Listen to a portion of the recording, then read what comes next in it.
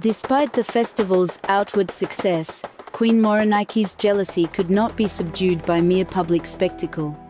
In the days that followed, her bitterness calcified into a determined plan. She sought counsel with an unlikely confidant, Baba Dudu, a seasoned palace huntsman who was respected for his tracking skills. Most considered Baba Dudu a solitary figure, loyal to the crown but distant from courtly politics.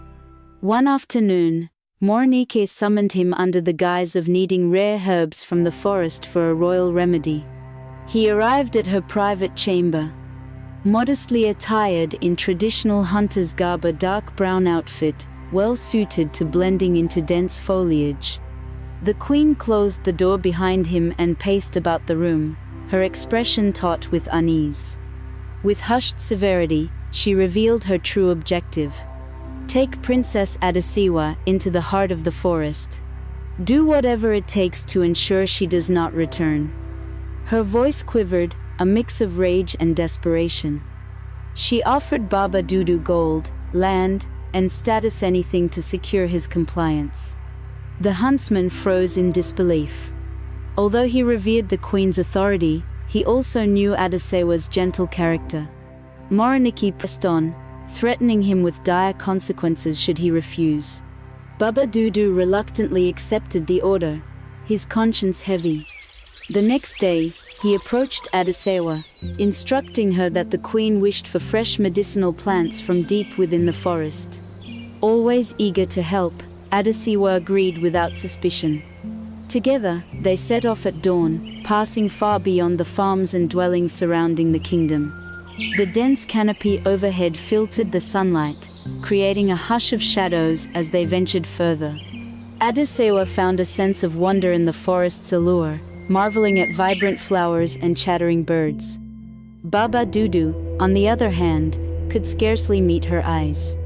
Each time he reached for his hunting knife, he felt a pang of guilt that rooted him to the spot. How could he harm one so innocent? He recalled her acts of kindness to the palace staff and even small gestures of gratitude extended to him during hunts. When they reached a secluded clearing, Baba Dudu could no longer bear the weight on his chest. He dropped to his knees, confessing the queen's deadly plan. "The queen wants you gone," he whispered. "But I cannot do this. Run, princess. Hide where she can never find you."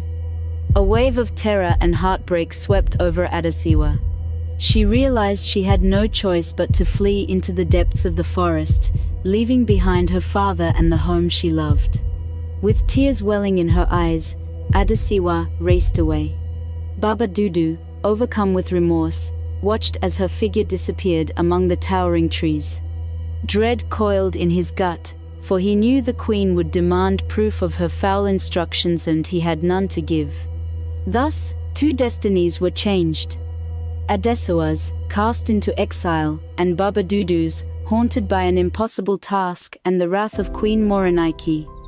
Adesewa ran deeper and deeper into the forest, guided only by moonlight filtering through thick foliage. Fear mingled with hope in her heart. She was terrified of Queen Morenike's wrath, yet determined to survive on her own, if that was the only way to stay alive. By dawn, her feet ached, and her once elegant attire was stained with mud and streaked by branches. Through the branches, she spotted smoke curling into the sky, a sign of habitation. Weary and hungry, she followed the trail until she stumbled upon a small compound nestled among ancient trees. It consisted of a few modest huts arranged in a semicircle. Unsure who lived there, Adesewa hesitated, her stomach twisting with both hunger and uncertainty. Still, she mustered courage and knocked on the nearest wooden door. To her surprise, 7 short-statured men opened the door with cautious curiosity. Each had a unique characteristic, from a chipped tooth to a slight limp. They introduced themselves as Kola, Tunde, Femi, Dio, Kunle, Whale, and Sola friends, who had banded together to live a peaceful life away from crowded cities. Their welcoming smiles revealed a sense of camaraderie, and they were moved by Adesewa's obvious exhaustion and distress. She told them a guarded version of her story, omitting names to protect both herself and them. However, her gentle manner and evident sorrow touched the 7 friends deeply. They offered her a place to stay, asking no intrusive questions. Moved by their kindness, she humbly accepted, promising to help with chores and cooking in return. Life in this secluded compound was simple but filled with heart. Every morning, the 7 men rose early to tend their farmland or gather materials from the forest, returning at dusk to share a communal meal. Adesewa joined wholeheartedly, grateful for the sense of family she found there. She helped wash clothes in a nearby stream, collected firewood, and prepared meals. Over time, her presence brought a delicate warmth to the compound, as though a missing piece of harmony had been found.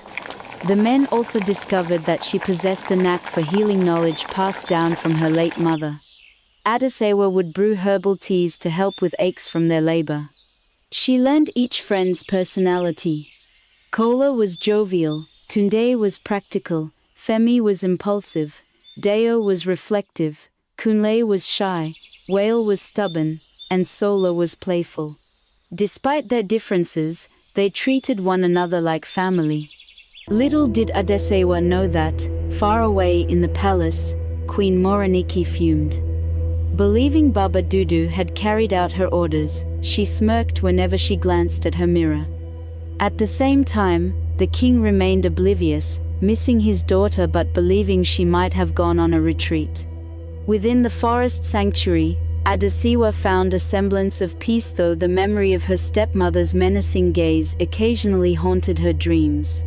Unaware that danger still lurked, she embraced the small joys of her new life, not knowing her trials were far from over. Back at the palace, Queen Morenike sought final confirmation of Adesewa's fate.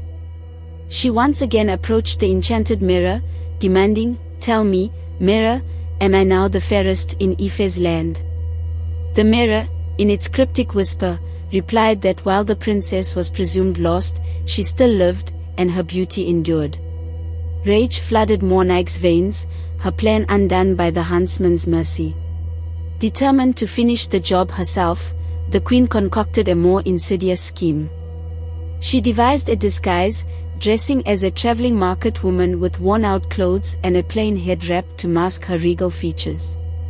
Concealing her snake tattoo with a cloth band, she filled a basket with roasted yam laced with potent poison. If neither command nor threat could eliminate Adesewa, Morenike would see to it personally. Word spread through hushed whispers that a disguised figure was seen leaving the palace grounds in the early dawn. The queen moved swiftly through the forest paths, aided by her knowledge of local routes. Before long, she stumbled upon the clearing where the 7 friends lived. Unaware of the hidden danger, they politely greeted her, curious about her ways. She feigned a warm smile and offered them samples of her delicious roasted yam. Adesewa stepped out from one of the huts, drawn by the commotion. The disguised queen beckoned her closer, praising her lovely complexion and insisting she try a slice. Politely, Adesewa accepted. One bite was all it took. A bitter aftertaste spread over her tongue, and her vision blurred. She collapsed before she could realize the truth. The 7 friends rushed to her side, shouting for help. In the chaos, the disguised queen slipped away into the forest, leaving behind only her empty basket. Adesewa lay motionless, her breathing shallow. Though the men attempted every herbal remedy they knew, she remained still as though asleep. Her once lively eyes stayed shut, and her pulse grew faint. Grief-stricken, the friends refused to bury her, sensing that her spirit had not fully departed. They crafted a wooden bed draped with freshly picked flowers in the heart of the forest, hoping somehow she would awaken. Day after day, they stood vigil by her side, praying for a miracle.